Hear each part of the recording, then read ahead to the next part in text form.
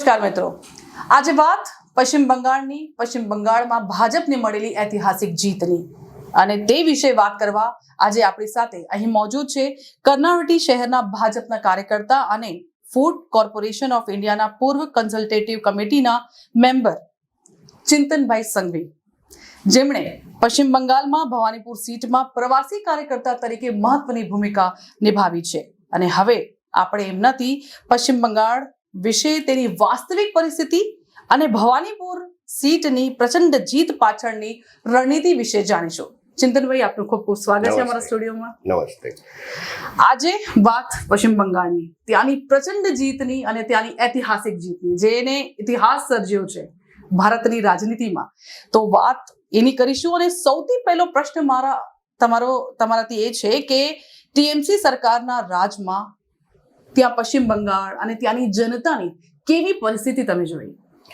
સૌ પ્રથમ તો આ પશ્ચિમ બંગાળની ઐતિહાસિક જીત જે આપણી થઈ છે, એ જીતમાં પ્રવાસી કાર્યકર્તા તરીકેની ભૂમિકા નિભાવવા તક આપવા બદલ આપણા દેશના આદરણીય ગૃહમંત્રી શ્રી અમિત શાહ સાહેબનો ખૂબ ખૂબ દિલથી આભાર વ્યક્ત કરું છું.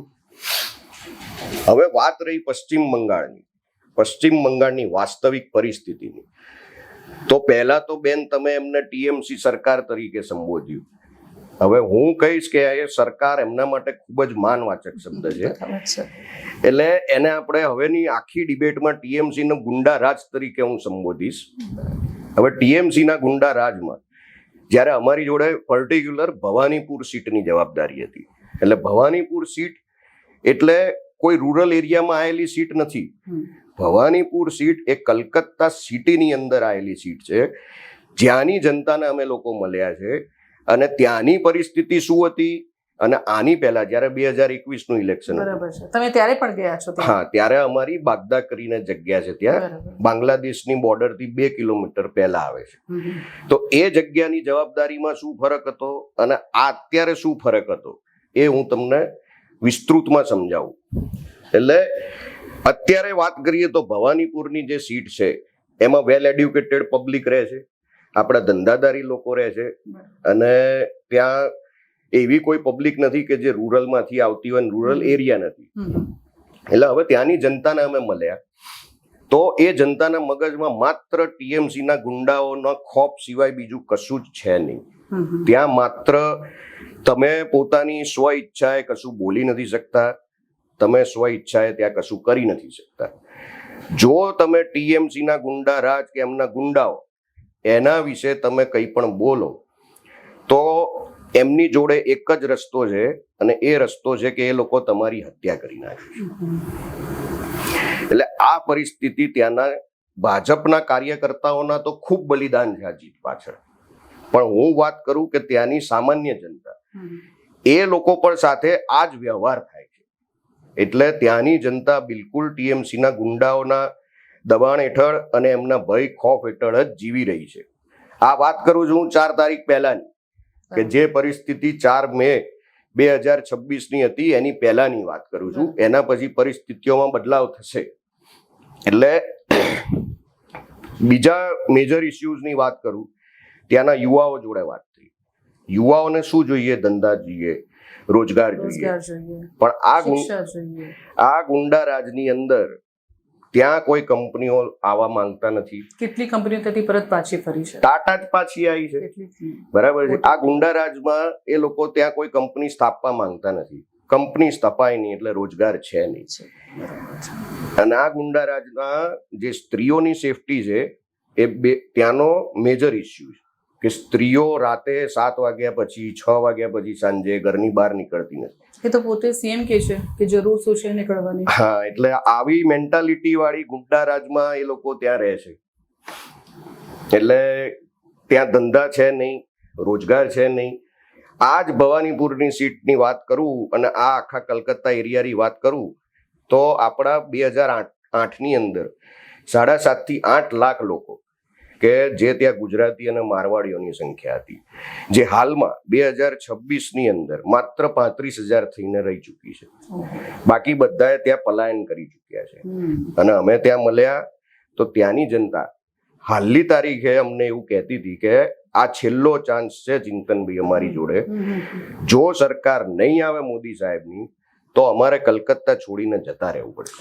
એટલી અઘરી પરિસ્થિતિ આ પરિસ્થિતિ છેલ્લી કક્ષાની પરિસ્થિતિ છે, જેમાં ટીએમસી ના ગુંડા રાજમાં મમતા બેનર્જી, અભિષેક બેનર્જી આ ગુંડા રાજ ચલાવે છે. ટીએમસી ના ગુંડાઓ અરે બાંગ્લાદેશી ઘૂસપેઠીઓ એ આ રાજ આખા પશ્ચિમ બંગાળ ઉપર રાજ કરે છે. ચિંતનભાઈ, પશ્ચિમ બંગાળમાં હંમેશા ઘૂસપેઠ જે છે એક મોટી સમસ્યા રહી છે. તમે તો ત્યાં જઈને આવ્યા, રહીને આવ્યા, તો જમીની સ્તર પર ઘૂસપેઠની સમસ્યા તમે કેટલી ગંભીર જોઈ ત્યાં? પશ્ચિમ બંગાળની અંદર આમ જોવા જાઓ તો અત્યારે તો તમને એવું જ લાગે કે બધે બાંગ્લાદેશીઓ જ છે, પણ હું તમને વાત કરું 2021ની, કે જ્યારે અમારી જવાબદારી બાગદા જિલ્લામાં હતી, તો કલકત્તા એરપોર્ટથી બાગદા જવા માટેનો રસ્તો 70 કિલોમીટર છે અને બિઝીએસ્ટ વે છે ત્યાંનો, કારણ કે ત્યાંથી સીધી બાગદાથી 2 કિલોમીટર દૂર બાંગ્લાદેશની બોર્ડર છે. તો બોર્ડર જ્યાં ટચ થતી હોય ત્યાં સૌથી વધારે ટ્રાન્સપોર્ટેશન હોય અને એ બિલકુલ બિઝીએસ્ટ વે હોય. હવે આ 70 કિલોમીટર જવામાં અમારે લોકોને 4 કલાક લાગતા હતા. હવે તમે વિચારશો કેવી રીતે? તો એક સિંગલ પટ્ટી રોડ છે, જેમાં એક ટ્રક સામેથી આવે અને એક ટ્રક સામેથી જઈ શકે. હવે આ જ વસ્તુનું આપણી કેન્દ્ર સરકાર, જે national highway authority of India છે, એમણે 5 વાર ટેન્ડર પાડ્યા છે કે આ રસ્તાને આપણે 6 લેન બનાવવો છે. પણ મમતાના ગુંડા રાજમાં આ ટેન્ડરને કોઈ દિવસ એ લોકોએ જમીની સ્તર પર અપ્લાય થવા દીધું નથી. કારણ એની પાછળનું કારણ એ છે કે એ જે સિંગલ પટ્ટી રોડ છે એની આજુબાજુમાં બધા બાંગ્લાદેશીઓએ દબાણ કરેલું છે. અને એ જ મમતા ગુંડા રાજની વોટ બેંક છે. એ જતા રહે એટલે વોટ આપોઆપ ઓછા થઈ જાય. એટલે એ રોડ બનવા નથી દેતા, એ બાંગ્લાદેશીઓને ત્યાંથી ખસાડવા નથી દેતા, અને બાંગ્લાદેશીઓનું જે દબાણ છે એના લીધે એ રોડ વિકસિત નથી થઈ શકતો, જેના લીધે સીધી જ અસર દેશના ટ્રાન્સપોર્ટેશન ઉપર પડે. આવી જ રીતે દેશની બોર્ડર સિક્યોરિટીની વાત કરીએ તો છેલ્લા 6 મહિનાની અંદર માત્ર 8 કિલોમીટર જમીન સંપાદન કરવામાં સુપ્રીમ કોર્ટે બી એને ફટકાર લગાડી છે કે ભાઈ તમે બાંગ્લાદેશી છો કે શું એમ. એટલે હવે જે ગુંડારાજની મહિલા પોતે જ બાંગ્લાદેશી હોય કે તો બાંગ્લાદેશીઓને જ લાવે ને. એટલે ત્યાં બાંગ્લાદેશી ઘૂસણખોરી જે થતી હતી અતિશય પ્રમાણમાં થતી, અને 4 મે પછીના વિડીયો જોતા હશો કે એ જ પ્રમાણે લોકો પાછા જાય છે. એ વિડીયોઝ તો આવે છે. હજી તો અમારા સાહેબે કોઈ એક્શન જ લીધા નથી. ત્યાં એ લોકોને ખબર પડી ગઈ છે કે હવે પશ્ચિમ બંગાળ અમારા માટે છે નથી, હવે જવું જ બેટર રહેશે. તો આ ચુનાવ દરમિયાન તમે કેટલા લોકોના સંપર્કમાં આવ્યા હશો, કેટલા લોકોથી તમે એનું મન જાણ્યું હશે જનતાનું, તો શું લાગ્યું કે કયો એક વિકલ્પ એ લોકોએ જોયો? જનતામાં આજે હું 2021 થી વાત કરીશ, કારણ કે હું 2021માં સૌ પ્રથમ વાર ત્યાં ગયો હતો. જનતાના મનમાં, જનતાના દિલમાં 2021 થી માત્ર મોદી સાહેબ અને ભાજપ સરકાર જ છે. એમને આપણી જોડે જોડાવું છે. એ ભારતીય જનતા પાર્ટીની આઈડિયોલોજીથી મેચ થાય છે એ લોકોના, આપણી એમની આઈડિયોલોજી અને ભારતીય જનતા પાર્ટીની. પરંતુ આ બધા કરતા વધારે એમના મનમાં માત્ર ટીએમસીના ગુંડાઓનો ભય હતો. હિન્દુ ત્યાં એક મેજર છે, ત્યાં મેજર પર્સન્ટેજમાં છે 70%, પણ તોય હિન્દુ સરકાર આવતા કે જે કહીએ કે ભાજપ સરકાર આવતા આટલા વર્ષો કેમ લાગી ગયા? હિન્દુઓને ત્યાં મત આપવા જ ક્યાં જવા દે? એવી પરિસ્થિતિ. હિન્દુઓને મત આપવા જ નથી જવા દેતા. ભવાનીપુર સીટ છે, એમાં દેશ આઝાદ થયો ત્યારથી અત્યાર સુધી લઈ જે 2021 સુધીમાં 40 થી 42% મતદાન થાય. જોયું છે, આ પહેલી વખત છે કે આટલો બમ્પર વોટિંગ ત્યાં થયો છે. એટલે આ બમ્પર વોટિંગ જે ત્યાં થયું છે આ વખતે, એની પાછળ સૌથી પહેલા તો આપણા આદરણીય ગૃહમંત્રી શ્રી અમિતભાઈ શાહની રણનીતિ, અને આ રણનીતિને ભવાનીપુરના મેદાન પર ઉતારવા ગુજરાતથી ગયેલા તમામ 65 કાર્યકર્તાઓ અને ત્યાંના પશ્ચિમ બંગાળ જે ભવાનીપુરના લોકલ કાર્યકર્તાઓ છે એમનો નિડર સંઘર્ષ છે. તમે કેટલી માઇક્રો પ્લાનિંગ કરવી પડી કે જે ત્યાંના મતદાતા છે એમને પોલિંગ બૂથ સુધી લઈ આવું, કેમ કે એમના મનમાં ક્યાંક એક ભય હતો પેલા, જેના હિસાબે, કેમ કે અમે ઘણા લોકોની વાત સાંભળી, ત્યાંની જે જનતા કહે છે પોતાની મનની વાત, કે એ લોકોને એક ભય છે એ જેના હિસાબે એ વોટ કરવા નથી જતા. તો આ વખતે તમને કેટલી મુશ્કેલી પડી એ મતદાતાને ઘરથી લઈને પોલિંગ બૂથ સુધી પહોંચાડવામાં, અને કેટલી એની માઇક્રો પ્લાનિંગ તમને કરવી પડી? હવે પશ્ચિમ બંગાળમાં ભવાનીપુર સીટ જેની અંદર 32 થી 35,000 આપણા ગુજરાતી મારવાડી મતદારો છે. હવે આપણા ગુજરાતી મારવાડી એટલે વેપાર ધંધા વાળા લોકો હોય, એટલે આ ટીએમસી અરે આ મમતાનું ગુંડારાજ, આ લોકો અત્યાર સુધીના ઇલેક્શનમાં શું કરતા હતા કે ઇલેક્શનના 2 દિવસ પહેલાથી આપણી જે ગુજરાતી અને મારવાડીની સોસાયટીઓ હોય એ દરેક સોસાયટીમાં એમના 4-4, 5-5 ગુંડાઓ મૂકી દે. અરે 2 દિવસ એ લોકોએ ઘરની બહાર જ આવવાનું નહીં. રાતે જઈને ઘર પર પથરાવો કરે, બોટલો ફેંકે, આપણા લોકોને ધમકીઓ આપે. એટલે આપણા લોકો ભયભીત થઈ અને વોટ આપવા સુધી પહોંચતા જ નતા, ઘરની બહાર જ ના નીકળે. હા, ઘરની બહાર જ ના નીકળે તો પોલિંગ સ્ટેશન સુધી કેવી રીતે પહોંચે? એટલે આ વખતે અમિત શાહ સાહેબે એવી રણનીતિ કરી હતી કે આપણે ગમે તેમ કરી અને આ જે આપણા ગુજરાતી મારવાડી ભાઈ બહેનો છે, 32 થી 35,000 લોકો છે, એમને આપણે ગમે તેમ કરી અને પોલિંગ સ્ટેશન સુધી પહોંચાડવાના છે. એ ભય કાઢવો પેલા તો અઘરું પડે. હવે અમને લોકોને જે મહત્વપૂર્ણ કામ સાહેબની રણનીતિમાં આપવામાં આવ્યું હતું એમાં આ ભય કાઢવાનો હતો. અને એમને અમારે નિર્દેશ હતો કે ભાઈ તમારે સોસાયટીઓમાં મીટિંગ કરો એવી રીતે નથી મળવાનું. આપણા દરેક ગુજરાતી મારવાડી ભાઈ બહેનના ઘરે જવાનું છે, 10 મિનિટ 15 મિનિટ બેસવાનું છે અને એમને હિંમત આપવાની છે, એમને આશ્વાસન આપવાનું છે. અને આપણે જે એમના માટે સુવિધાઓ ઉપલબ્ધ કરી છે એ બધી સુવિધાઓ વિશે એમને જ્ઞાન આપવાનું છે કે એમને ઇલેક્શનના દિવસે કોઈ ભય ના રહે. એટલે અમે તમામ 65 કાર્યકર્તાઓ અને ત્યાંના લોકલ કાર્યકર્તાઓ બધાએ ભેગા મળી ટીમ બનાવી હતી.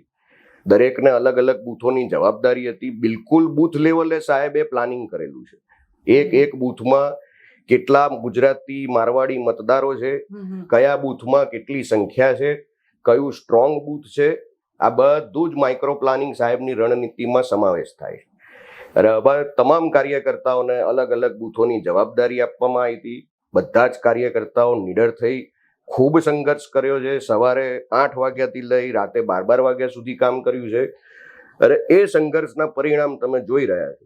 એટલે અમે લોકો બધાના ઘરે જઈ અને જે ઇલેક્શન દરમિયાનની અમારી જે એમના માટેની સુવિધાઓ હતી કે જ્યાં ત્યાં આગળ CRPF પણ ડેપ્યુટ કરેલી હતી, કારણ કે ત્યાંની પોલીસ પણ તમે જાણો છો અને બધા જ જાણે છે, બરાબર છે. એના માટે આપણે સેન્ટ્રલમાંથી ત્યાં CRPF મૂકી હતી.